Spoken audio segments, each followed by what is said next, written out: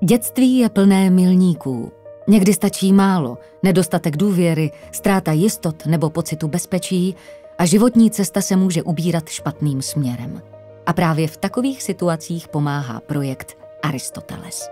Aristoteles je tady pro děti od 9 do 15 let, u kterých se projevuje rizikové chování nebo kteří se dostali do konfliktu se zákonem. Pracujeme s tým, že jednanie detí, ktoré sa k nám dostávajú, nie je príčinou, ale dôsledkom. Je to dôsledkom toho, ako sa naučili vyporiadať so svojimi emóciami, so svojím hnevom. Tiež je to tým, či majú vo svojom bezprostrednom blízkosti niekoho, komu sa môžu svěřit.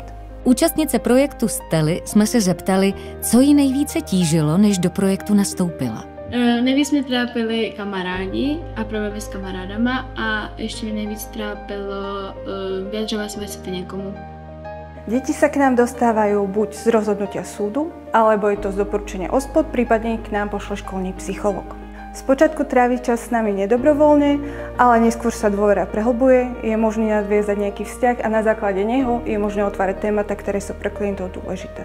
Po dobu 3 měsíců se pracovnice setkávají s dětmi 3 způsoby.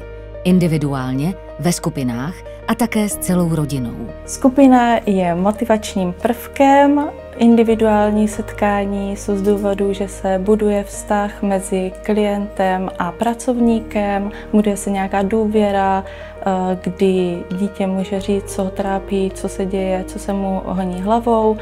A rodinná setkání se dělají kvůli zlepšení vztahu mezi rodičem a dítětem. Díky operačnímu programu Zaměstnanost Plus se odborný tým může naplno věnovat přípravě programu a zdokonalování metod, které při práci s dětmi používá. Skupinová setkání plánujeme podle aktuální klientely, podle toho, kdo se k nám zrovna přihlásí a snažíme se to přizpůsobovat individuálně klientům. Na skupinových setkání střídáme nějakou edukaci s pohybovými aktivitami a na individuálních setkání s dětmi hrajeme deskové hry a nebo malování, aby se jim lépe povídalo. Nás zajímalo, která činnost Stelu zaujala nejvíc. Nejvíc mě bavila aktivita, jak jsme si říkali, jako bychom chtěli mít budoucnost.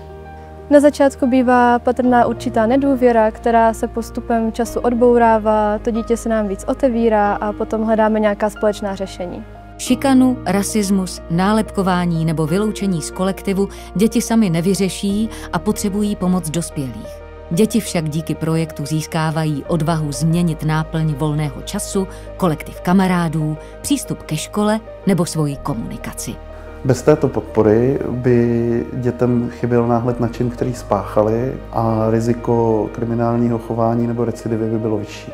U některých by to znamenalo prohloubení jejich psychických problémů anebo opakování nevhodných vzorců jejich řešení. Když na konci té spolupráce dítě vnímá, že někdo věří v jeho schopnosti a vnímá jeho silné stránky, tak může narůst jeho sebehodnota a taky motivace něco v tom svém životě změnit k lepšímu. A jaká rada Stele utkvěla v paměti a na co bude vzpomínat?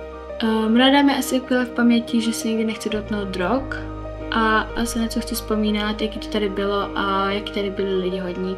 Projekt Aristoteles je příkladem individuální a účinné pomoci dětem v přípravě na život. Pomáháme žít lepší příběh. Evropská unie.